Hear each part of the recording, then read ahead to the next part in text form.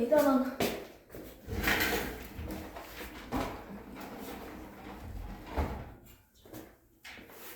펼치시면 되고요.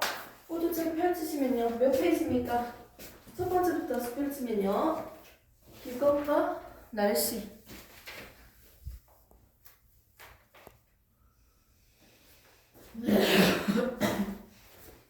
좋습니다. 저번에 우리가 배웠던 거 기억나요? 남는 게 있어요? 배웠을 때 기억나나? 1단원부터? 우리 1단원 뭐 배웠어요? 1단원? 반응의 규칙과 일부러. 실력 좋습니다. 좋습니다. 자, 우리는 이제 중3 거 배우고 있죠? 중3 3-1 1학기 때 나오는 단원은 총 4단원으로 구성되어 있었습니다. 1단원에 우리가 배웠던 내용은 화학 반응에 대해서 배웠죠. 화학 반응, 물리 반응 구분하는 기준에 대해서 배웠어요. 기준이 뭐예요? 화학 반응이다, 물리 반응이다 라고 대답할 수 있는 기준이 뭘까요? 아이스크림이 녹았어요. 무슨 반응? 물리 반응. 철이 녹슬었어요. 화학 반응이죠. 이렇게 얘기할 수 있는 기준이 뭐였어요? 새로운 물질이 철석 달라붙어서 새로운 물질이 뿅 만들어지면 성질이 변하면 화학 반응이라고 했어. 맞지? 이런 화학 반응이든 물리 반응이든 규칙이 있었는데요. 어떤 반응이든지 간에 항상 성립해야 되는 규칙이 있었어. 그 규칙은 뭐였습니까? 질량 보존 법칙. 화학 반응에서만 성립하는 법칙 두 가지. 일정 성분비 법칙, 기체 반응 법칙이 있었습니다.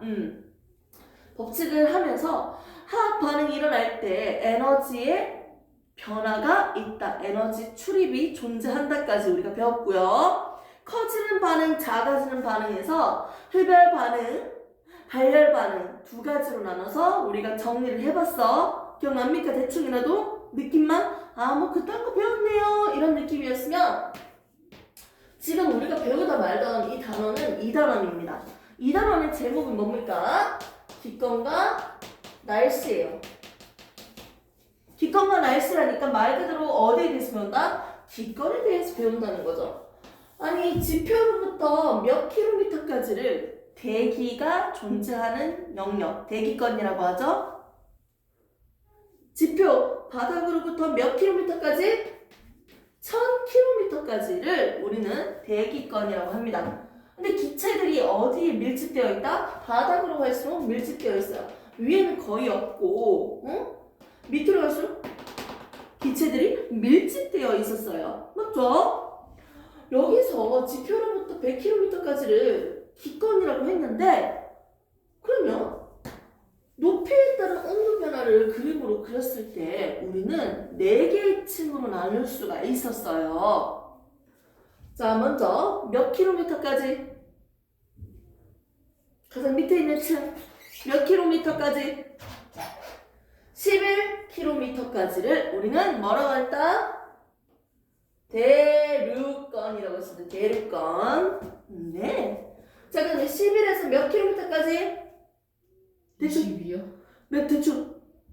22. 그건 오존층이 존재하는 높이가 20에서 30이죠. 되게 디테일해. 자, 몇 킬로? 50km까지 우리는 그 다음 층 성층권이라고 했어요. 자, 그 다음에 50에서 몇 킬로미터까지? 80km까지 우리는 중간권이라고 했어. 80에서 몇 킬로미터까지? 끝까지 1000km까지를 우리는 뭐라고 했다? 열건이라고 했습니다.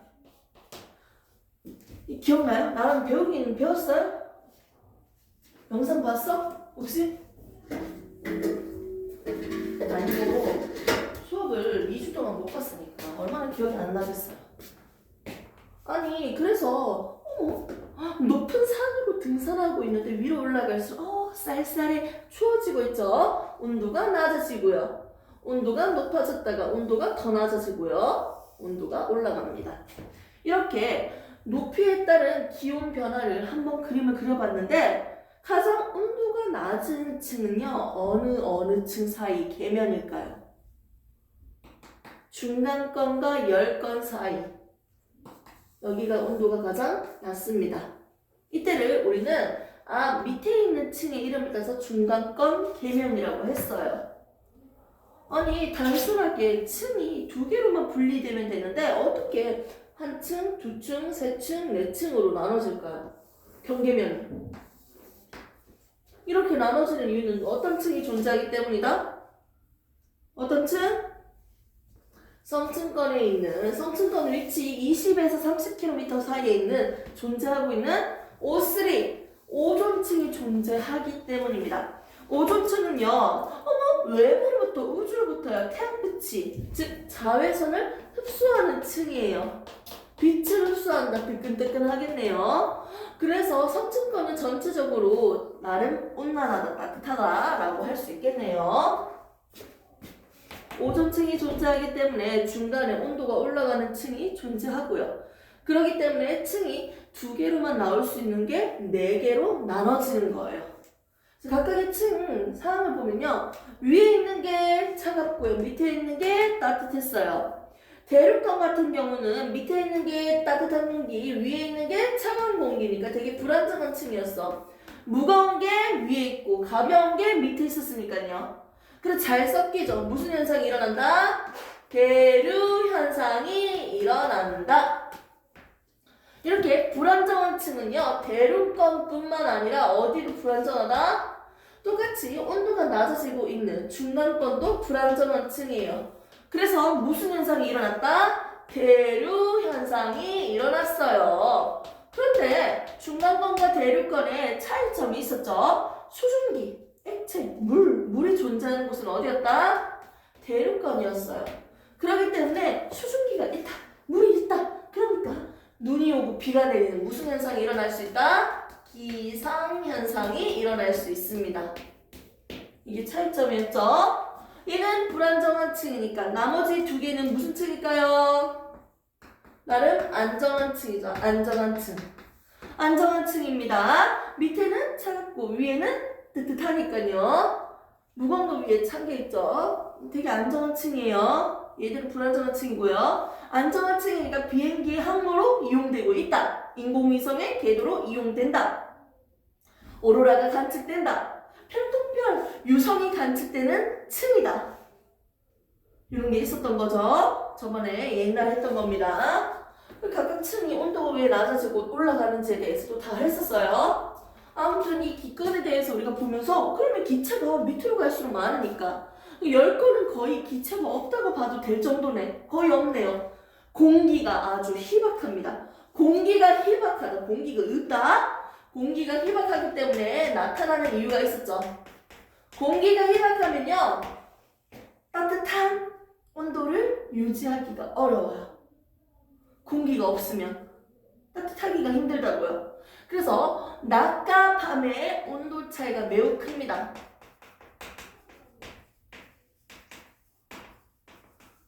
아니 수금, 지하, 목토, 수성 보세요. 대기가 없으니까 어떻게 돼? 낮과 밤의 온도 차이가 커요. 아니 지구라는 건 뭐가 존재해요? 대기라는 게 존재하잖아요. 맞죠? 그리고 태양에서 비춰주는 에너지 이걸 우리가 뭐라고 했어요? 에너지잖아. 태양 에너지가 아니고 태양 복사 에너지라고 우리가 굳이 얘기했죠. 태양 복사 에너지가 있고요. 이 태양 복사 에너지 100% 중에서 우리는 30%는 빵야 반사시킬 거예요. 지표에서 반사, 대기에서 반사시켜서 70%만 흡수를 할 겁니다. 70%만 흡수를 하고 이 70% 그대로 다시 우주로 내보낼 거예요. 이걸 우리는 무슨 에너지라고 했다? 지구에서 내보내니까 지구 복사 에너지라고 했습니다. 태양 복사 에너지 흡수한 양과 다시 내보내는 지구 복사 에너지 양이 똑같았어요. 들어오는 흡수하는 양과 내보내는 양이 똑같아. 무슨 상태를 유지한다? 복사 평형을 유지했습니다. 들어온 만큼 그대로 내보내잖아요. 더 내보내면 내가 추워져야지. 들어온 만큼 내보냈으니까 복사 평형이어서 뭐가 된다? 온도가 일정할 수 있는 거예요. 지구의 온도가 일정한 이유는 뭐다? 복사 평형이니까요. 그런데 온도가 일정한데 따뜻한 온도로서 일정할 수 있는 건 뭘까? 따뜻한 온도로 일정하게 유지할 수 있는 건 뭐가 존재하기 때문이다? 기권이 존재하기 때문입니다. 비닐하우스가 있으면 식물들이 잘 자라는데 개이득이잖아. 따뜻하게 유지할 수 있는 이유는 뭐가 있으니까? 즉, 기권이 존재하기 때문입니다. 온도가 일정한 이유는 뭐가 있으니까? 복사 평형을 이루고 있으니까요. 근데 따뜻한 온도로 일정할 수 있는 이유는 뭐다? 기권이 존재하기 때문이었어요. 그래서 이렇게 기권에는요, 어떤 기체가 가장 많이 있었죠? 4개 대표적으로 질, 산, 이. 그렇지. 가장 많은 기체 순서가 질소, 산소, 아르곤, 이산화탄소, 이하생량. 됐습니까? 질산, 이. 여기서 가장 많은 질소는 몇 퍼센트? 몇 퍼센트? 78%였어요. 산소는 몇 퍼센트? 21%예요. 와우! 조용하네요. 2개 더하면 몇 퍼센트? 99%. 나머지는 약 1%밖에 안 되네. 아니, 대기에 있는 기체 중에서 대부분이 뭐야? 질소랑 산소로 이루어져 있다. 이렇게 얘기해도 되겠네. 이렇게 기체의 비율이 있잖아. 78대 21대 1. 맞죠? 이런 비율이 있어. 이산화탄소의 비율만 봐도요. 0.035%가 졸라 엄청 작네요. 양이. 아무튼 이 비율은요. 여기나 항상 다 똑같겠지. 기체가 많이 있고 적게 있고의 차이점이지. 얘들의 기체의 비율은 일정합니다. 아무튼 우리는 지금 기권에 대해서 배워왔었고요. 맞죠? 지구온난화 더 따뜻하게 만들 수 있는 주범된 기체들이 여러 개가 있었죠. 그 기체들 3개만 한번 얘기해볼까요? 따뜻하게 더 점점 따뜻하게 만들어버리는 지구온난화를 더 가중시키는 기체들이 있었어요. 그 누구였죠? 지구온난화 따뜻하게 만들어주는 온실기체가 있었잖아요. 온실기체로서 대표적인 친구 3명입니다. 누구? CO2, 이산화탄소. 너무 흔하죠? 수증기, 빵야. 또 누구? 메테인, CH4. 대표적인 친구들이 요 3개였죠? 다른 애들도 있지만 지구를 따뜻하게 만들어주네요. 자, 그러면서 우리가 저번 시간 때 배웠던 거 기억나긴 해요? 포화 수증기량 이런 얘기가 있었지. 저번에 채령이 왔어? 맞지? 채령이 진짜 오랜만이지? 잘 갔다 왔어? 채령 영상 다 봤어? 안 봤어? 고맙습니다. 저 공주는 기억은 나요? 저번에 배운 거? 복사 그거? 포화 수증기량 해서 있을 점. 저번에 우리 본 거 맞죠? 2주 전에 만나긴 했죠. 그때 채령이가 없었지. 맞지?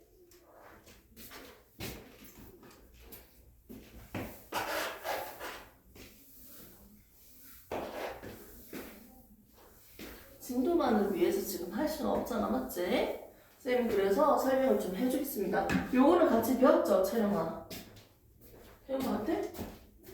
페이지 한번 펼쳐보세요. 프린트물이랑 책이랑 같이 볼 건데요. 먼저 프린트물 페이지 맨 앞면 펼쳐주시고요. 오늘 다시 줬습니다. 책에 있는 페이지는 넘기시고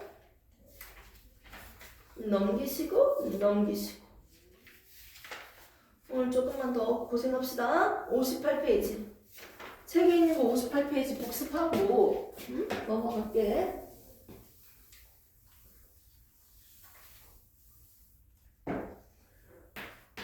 58페이지 펼쳐주시고 프린트물은 첫 번째부터 한번 펼쳐주세요. 프린트물 보시면 기권과 날씨라고 해서 나와 있는데 프린트물 2단원 기건과 날씨 기건 가장 많은 기체 질산 I 적혀져 있죠. 그래프 오른쪽 그래프적으로도 그림이 있고 온도 변화 나타내고 있는 것도 다 나와 있고요. 한 점 넘기시면요. 2페이지 뒷면 보시면요. 프린트물 뒷면 보시면 오존층이 없다면 이렇게 단순하게 층이 두 개로만 구성되어 있을 거다. 왜? 오존층이 없다면 왜 층이 이렇게 구성되어 있다? 당연하죠. 오존층이 없다면요. 당연히 두 개의 층으로 나눠집니다. 왜냐면 위에 있는 층은요. 위로 올라갈수록 태양과 가까워지니까 어떻게 돼? 태양 복사 에너지 양이 많아지겠지. 그래서 온도가 올라가요. 그럼 밑에 있는 거는 왜 온도가 위로 올라가서 작아져요? 지구에서 내보내는 에너지, 지구 복사 에너지에 도달하는 양이 줄어드니까 점점 온도가 낮아지겠죠. 그래서 즉 오존층이 없다면 층은 두 개로 존재합니다. 근데 여기다가 오존층이 갑자기 뿅 생겨버리니까 무슨 일이 발생했다? 온도가 낮아졌다가 올라가는 층이 존재한다고요. 그래서 층이 몇 개로 됐다? 하나, 둘, 셋, 네 개. 네 개의 층으로 구분하게 됐습니다. 오존층이 존재하면서 층은 네 개로 나눠졌어요. 이렇게. 오케이? 그래서 오존층이 존재하고 안 하고의 차이로 층이 어떻게 나눠지는지 한 번 더 그래프 다시 봤고요. 자, 넘기시면요. 대기 중에 물 나옵니다. 3페이지. 프린트물 3페이지 보시면 대기 중에 물이라고 나와 있고요. 페이지 5투는 58페이지죠. 제목이 대기 중의 물이에요. 여기에서 배웠던 내용을 그냥 핵심적인 것만 딱 설명을 해줄게요. 이해할 수 있게. 우리가 살고 있는 이 상온에서 지금 몇 도 정도 될까요? 한 19도? 한 21도? 19도 되려나 19도? 자, 우리가 살고 있는 이 대기에서요. 분명히 공기 중에는요. 수증기라는 게 존재해요. 그 찜질방 가면 되게 습하지 않아? 온도도 높긴 한데 좀 습하잖아. 맞지? 그 지역마다 습한 지역이 있고 건조한 지역이 있다고 하잖아. 습하다는 건 대기 중에 물방울이 많을 때 어머 습해 찝찝해 이러는 거잖아. 비 오고 난 다음 날, 비 오는 날 왜 이렇게 찝찝하냐? 습하네? 이거 왜 그래요? 공기 중에 뭐가 많다? 물이 많다는 거지. 수증기가 많다는 거예요. 공기 중에 수증기가 많구나. 습하다는 건. 근데 내가 여기서 딱 공기 한 보따리만 들고 올게요. 공기 1kg만 퍼왔어. 퍼왔는데 이 1kg 속에 들어갈 수 있는 수증기의 개수는 정해져 있어요. 오케이? 이해됐습니까? 이 기체라는 건 말이에요. 온도와 압력에 되게 민감한 친구들이에요. 온도가 높을수록, 온도가 낮을수록요. 이 들어갈 수 있는 기체의 개수가 달라져요. 이런 식으로 그리지 않고 좀 단편하게, 단순하게 그려볼까요? 동그라미로. 내가 1kg의 공기를 데리고 왔어요. 자, 10도일 때는 이 정도예요. 1kg 공기. 여기에 들어갈 수 있는 기체는 5개밖에 없어요. 내가 6개 그렸는데? 미안해. 6개네요. 제대로 보고 있네요. 자, 15도에 있을 때, 이 15도가 된다면, 이때 공기 1kg를 들고 왔어. 공기 1kg. 이때, 여기 들어갈 수 있는 수증기의 개수는 8개가 돼요. 만일 20도의 공기 1kg를 들고 온다면, 이 공기 안에 넣을 수 있는 수증기는 몇 개일까요? 한 10개. 마음대로 해보자. 좋습니다. 즉 온도에 따라서 기체로 존재할 수 있는 물이 한정적이에요. 정해져 있어요. 오케이? 이건 여러분들의 이해를 돕기 위해서 설명을 하겠습니다. 자, 똑같은 공기를 들고 와도 온도가 높아지면 부피가 크지. 부피가 크잖아요. 오, 부피가 더 크니까요. 들어갈 수 있는 수증기 개수가 더 많다. 이렇게 이해하시는 게 그래도 그나마 깔끔하게 조금 받아들여지지 않을까요? 자, 그러면 온도에 따라서 들어갈 수 있는 수증기 양이 딱 정해져 있는데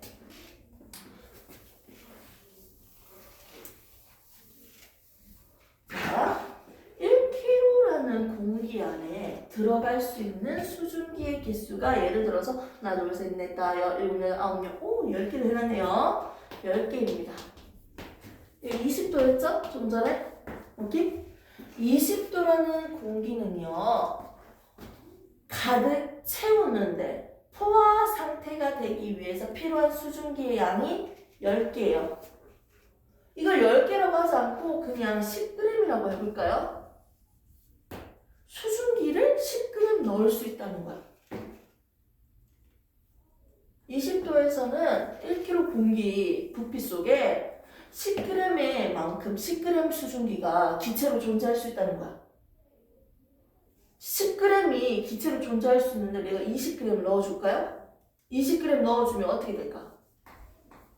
10g만 기체로 존재할 수 있는데 20g 넣어줬어. 그럼 10g은 우선 기체로 존재하겠지. 기체 상태로 존재하겠지. 그럼 나머지 10g은 뭐예요?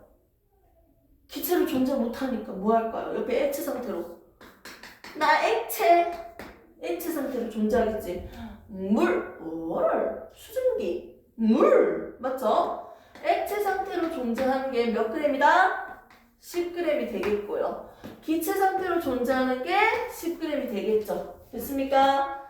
이렇게 액체 상태로 존재하는 양을 우리는 응결량이라고 했어요. 자, 요거 정리하겠습니다. 비커에 물을 담아줬는데요. 이 물이 표면에 있던 이 물이요, 액체가요, 뭐로 바뀌었다? 수증기로 바뀌었어요. 액체가 뭐로 바뀌었다? 기체로 변하는 현상을 우리는 증발이라고 했습니다. 오케이? 그런데 차가운 캔 음료 옆에 물방울이 맺히기 시작했네요. 물방울. 주변에 있는 기체들이 온도가 낮아지고 추워지니까 40도, 30도, 20도, 10도, 5도 온도가 낮아지니까 어떻게 됐다? 여기 주변에 있던 따뜻한 기체들이 온도가 낮아지니까 뭐로 바뀌었다? 액체로 바뀐 거예요. 기체가 액체로 바뀌는 현상을 우리는 뭐라고 한다? 응결이라고 합니다. 자, 증발은 뭐다? 액체가 기체로 바뀌는 걸 증발. 응결은 뭐다? 기체가 액체로 바뀌는 걸 응결이라고 합니다. 이렇게 기체가 액체로 바뀌었는 이 양을 우리는 응결량이라고 하겠지. 기체를 때려 넣어줬는데 10g만 기체로 존재할 수 있고 나머지 10g은 액체로 존재하죠. 기체가 뭐로 바뀌었다? 액체로 바뀌었죠. 이게 얼마다? 10g이죠. 응결량은 얼마다? 10g입니다. 됐습니까? 이렇게 해서 대략적인 내용만 먼저 읊어봤습니다. 이제 정리해보자. 방금 얘기했던 개념으로 용어 정리까지 한번 쫙 해볼게요. 첫 번째 나오는 용어는 대표적인 용어는 뭡니까? 증발이라는 용어가 나왔습니다. 뭐가 뭐로 바뀌었다? 액체가 기체로 바뀌는 걸 우리는 증발이라고 하죠. 액체가 기체로 바뀌는 거. 응결은 뭐다? 밖에 날씨 겁나 추운데 갑자기 물이 생겼네? 기체가 뭐로 바뀌었다? 액체로 바뀌었어요. 이걸 응결이라고 합니다. 만들어진 액체의 양, 이게 응결량이겠지. 자, 기준이 뭡니까? 공기 몇 킬로를 가지고 온다? 1kg을 가지고 왔을 때 들어갈 수 있는 수증기 양이 있어요. 오케이? 수증기 양이 있는데 10g을 넣을 수 있습니다. 10g. 최대로 들어갈 수 있는 게 몇 g이다? 10g. 수증기는 10g만 기체로 존재할 수 있대요. 그러면 지금 현재 수증기가 얼만큼 있어요? 실제로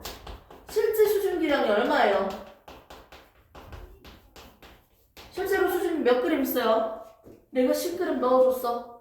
10g 넣어줬다. 지금 가득 찼잖아. 10g, 최대로 10g만 기체로 존재할 수 있는데 수증기 10g 다 때려 넣었어.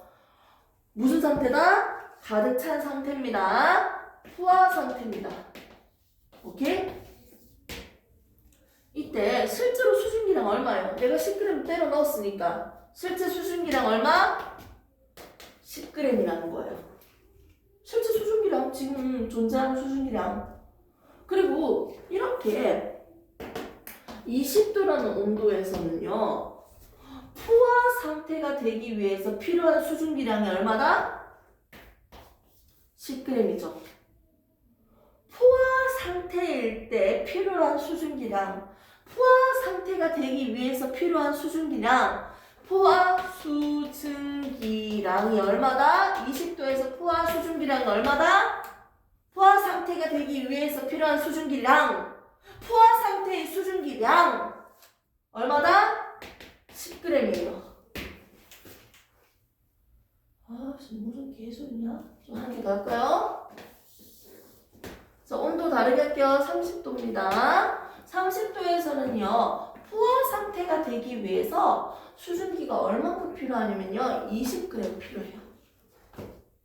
20g이 기체 상태로 수증기로 존재할 수 있대요. 오케이? 근데 내가 만일 10g만 넣어준다. 10g, 나는 10g밖에 안 줘. 무슨 상태야? 20g이 필요한데 지금 수증기 10g밖에 안 넣어주면 어떻게 돼요? 부족하잖아요. 무슨 상태다? 불포화 상태입니다. 이해됐습니까? 20g이 필요하잖아요. 가득 채우려면요. 근데 20g을 넣어줬어. 무슨 상태다? 포화 상태라고 하면 되죠. 이 공기를. 오케이? 만일 내가 30g 넣어줘서 더 넣어줬어. 이건 무슨 상태다? 가포화 상태입니다. 됐습니까? 그런데 내가 결국은 몇 g밖에 안 넣어준다? 20g이 기체로 존재할 수 있는 곳에 기체에 10g밖에 안 넣었어요. 수증기 10g밖에 안 넣었어. 그러면 지금 이 상태는요, 실제로 지금 존재하는 수증기량 얼마예요? 실제로 존재하는 수증기량, 실제 수증기량이 얼마입니까? 얼마예요? 10g이에요. 이해된 거 맞아요? 자, 그러면 이 30도에서 이 공기 1kg, 30도에서 인마의 포화 수증기량은 얼마예요? 포화 상태가 되기 위해서 필요한 수증기량 또는 포화 상태일 때의 수증기량, 포화 수증기량 얼마일까요? 얼마예요? 알고 있는 거 대답하시면 됩니다. 20g입니다. 오케이? 포화 수증기량은 20입니다. 오케이? 자, 그리고 여기서 추가적으로 더 응결량까지 설명할게요. 그대로. 만일 내가 10g을 넣어줬는데 지금 계속 10g밖에 안 넣어줬잖아. 근데 예를 들어서 30g을 내가 때려 넣었다. 그럼 어떻게 된다고요? 20g만 기체로 존재하고 나머지 액체로 존재하겠지. 기체가 액체로 바뀌었지. 이 양, 응결량이 얼마다? 기체로 존재하지 못하니까 액체 상태로 존재하는 색이잖아. 이거 얼마다? 넣어줬던 양에다가 처음에 존재했던 수증기에다가 얼마큼? 기체로 존재하는 양. 포화 상태일 때 기체로 존재하는 양, 포화 수증기량을 빼주면 응결량을 계산할 수 있죠? 30 빼기 얼마? 기체로 존재하는 양. 20 빼주니까 얼마? 10g. 응결량은 얼마? 10g. 계산할 수 있겠네요. 이걸 이제 그래프적으로도 한번 표시를 해봅시다. 그래프로 우리는 꼭 봐야 되죠. 포화 수증기, 포화 곡선에 대해서 우리가 한번 얘기를 해볼 건데요. 어머, 이 물질은요, 온도에 따라서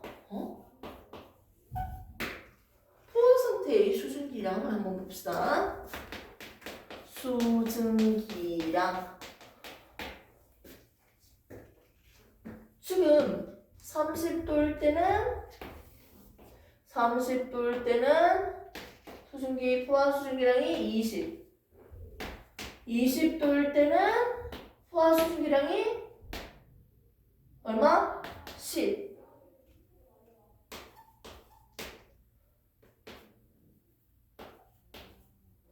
자, 10도일 때는 포화 수증기량이 얼마? 5. 이런 조건이라고 생각할게요. 30도일 때는 포화 수증기량이 20. 20도인 공기는 포화 상태가 되기 위해서 필요한 포화 수증기량이 10g. 10도일 때는 포화 상태가 되기 위해서 필요한 포화 수증기량이 5. 이런 식으로 상태의 공기들만 점으로 딱 찍었어. 포화 상태만. 그리고 연결을 쫙 시켰어. 그럼 이 무슨 곡선? 포화 수증기랑 곡선이겠죠. 오케이? 포화 상태의 곡선을 지금 우리는 볼 수 있는 거예요. 포화 곡선입니다. 포화 상태, 포화 수증기량의 곡선을 지금 보고 있습니다. 그래서 이 곡선을 통해서 우리가 얘기할 수 있는 건 이 지금 우리가 가지고 있는 공기는요, 분명히 20g까지 들어갈 수 있는데, 맞죠? 근데 몇 g밖에 없다? 10g밖에 없어요. 그럼 여기다가 지금 30도라는 온도에서 10g밖에 없잖아요. 그럼 점 찍으면 요 점이지. 맞죠? 이 점이잖아요. 이거잖아요. 맞죠? 그럼 이게 지금 무슨 상태예요? 20g을 넣을 수 있는데 기체로 20g이 존재할 수 있는데 10g 기체밖에 안 넣었으니까 수증기 10밖에 안 넣었으니까 부족하잖아. 무슨 상태? 불포화 상태의 점이네요. 오케이? 그러면 이렇게 불포화 상태인 공기는요, 어떻게 해야지 포화 상태로 만들 수 있을까요? 10밖에 없으니까 얼마 더 넣어준다?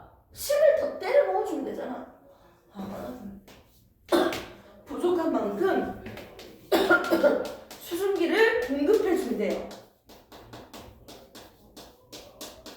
수증기를 공급하면 됩니다. 맞죠? 10g 필요하니까 10g 더 넣어주면 돼. 또는 두 번째 방법. 그냥 온도만 낮춰줘도 돼. 온도 낮춰줘요. 온도 낮춰주면 어떻게 돼? 아이고 신난데. 온도 낮춰주면요. 자, 30도인 공기를 20도로 낮췄어요. 지금 여기 안에는 10g이 존재했잖아. 맞지? 20도로 낮추니까 얘 포화 상태가 되기 위해서 필요한 수증기량 얼마예요? 10g이잖아요. 10g이잖아요. 온도만 낮춰주니까 어떻게 됐습니까? 온도만 낮춰주니까 포화 상태가 됐어. 기체로 10g 가지고 있었잖아. 온도 낮춰주니까 어머 가득 찼네. 가득 찬 상태가 됐네. 포화 상태가 됐잖아요. 온도만 낮춰주고 포화 상태를 만들 수 있고요. 또는 그냥 수증기만 때려 넣어주면 돼요. 즉 불포화 공기를요, 포화 공기로 만드는 방법은 첫 번째 수증기를 넣어준다. 두 번째 온도를 낮춘다. 두 가지 방법으로 포화 공기를 만들 수 있습니다. 됐습니까? 네. 그래서 포화 수증기랑 곡선에 대해서 우리가 지금 봤는데 이 곡선에 대해서 조금만 더 풀이가 필요합니다. 잠시 쉬는 타임 가졌다가 이거 마저 좀 더 하고 뒤에 또 진도 좀 나갑시다.